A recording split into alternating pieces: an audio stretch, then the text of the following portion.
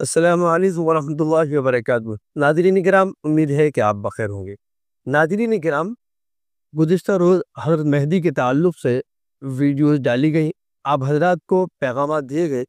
انہی ویڈیو میں جو کمنٹ آتے ہیں ہمارے ناظرین کے، انہی میں سے ایک صاحب نے یہ سوال کیا کہ علماء کو قریشیوں سے اور انصاریوں سے اتنی نفرت کیوں ہے، اور اس سے پہلے انہوں نے ایک لائن یہ لکھی کہ آپ قریش کا نام لینے میں ہچکچا کیوں رہے ہیں۔ تو اس میں دو باتیں ہیں، یہ قریشی کون ہے پہلے اس کو سمجھنا ہے، اور ہم نے نام کیوں نہیں لیا اس کو بھی سمجھنا ہے۔ یہ دو باتیں۔ پہلی بات یہ کہ قریش سے مراد جب بھی کتب میں لیا جاتا ہے، یعنی احادیث وغیرہ میں، یا اللہ کے نبی صلی اللہ علیہ وسلم کے ساتھ جس کی نسبت کی جاتی ہے، یا آپ نے کہا الائمۃ من القریش، امام تو قریشی ہی ہوگا،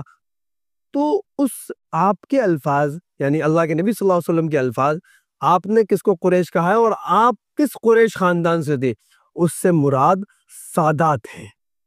سردار ہیں۔ ظاہر ہے اللہ کے نبی صلی اللہ علیہ وسلم سردار، آپ کا خاندان ہماری سراخوں پر وہ سردار، پھر آپ کی نسل جو حضرت فاطمہ رضی اللہ تعالی عنہا کے ذریعے چل رہی ہے وہ سردار، وہ سب سادات ہے۔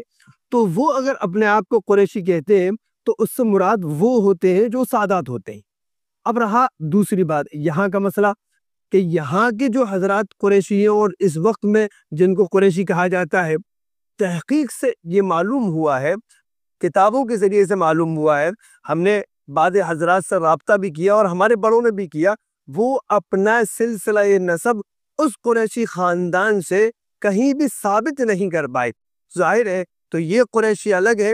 اور وہ قریش اس سے مراد الگ ہے۔ یہ قریشی ظاہر ہے ہم سب جانتے ہیں، یہ قریشی وہ خاندان ہے جو بکرے ذبح کرتا ہے یا بڑے جانور ذبح کرتا ہے، یہ وہ ہم جانتے ہیں، یہ وہ حضرات ہیں جو اپنے آپ کو قریشی کہتے ہیں۔ ظاہر ہے یہ وہ نہیں۔ اب اگر اس دور میں لفظ قریشی کا استعمال کیا جائے تو چونکہ عام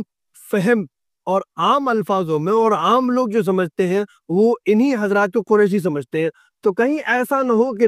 لوگ نسب کے جوڑنے میں غلط فہمیاں پیدا کرنے لگے اور وہاں جا کر بدگمانیاں ہو جائے تو یہ ایک مستقل نقصان کا باعث ہو جائے گا۔ اس وجہ سے یہاں پر جان بوجھ کر قریش کا نام نہیں لیا گیا، بلکہ حضرت مہدی ہوں گے وہ اللہ کے نبی صلی اللہ علیہ وسلم کی اولاد میں سے ہوں گے، الفاطمہ کی اولاد میں سے، حضرت حسن کی اولاد میں سے ہوں گے وہ، اور ان کا نام خود اللہ کے نبی کے نام پر ہوگا اور ان کے والد کا نام اللہ کے نبی کے والد کے نام پر ہوگا۔ یہ بات گزشتہ ویڈیو میں بتا دی گئی ہے، امید ہے کہ بات آپ کی سمجھ میں آ گئی ہو۔